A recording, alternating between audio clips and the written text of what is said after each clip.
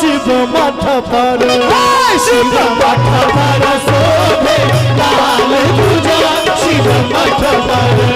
हो लाल ध्वजा हो लाल ध्वजा हो लाल ध्वजा हो लाल ध्वजा शिव मठ पर शिव मठ पर शोभे लाल ध्वजा शिव मठ पर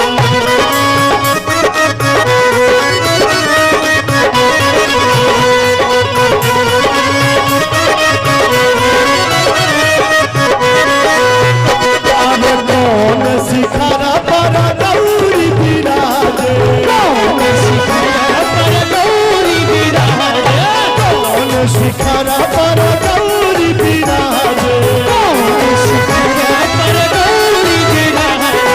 कौन शिखर पर बम भोला कौन शिखर पर बम भोला शिव मठ पर शिव मठ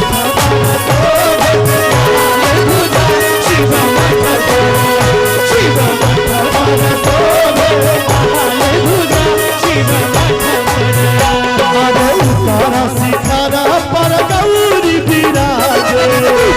शिखरा पर गौरी विराजे दक्षिण शिखर पर बम भोला दक्षिण शिखर पर बम भोला शिव मठ पर ताली नहीं बजेबे हमरा बड़ा दुख है दोनों हाथ उठाइए आगू से बाजू तक शिव मठ पर शोभे लाल ध्वजा शिव मठ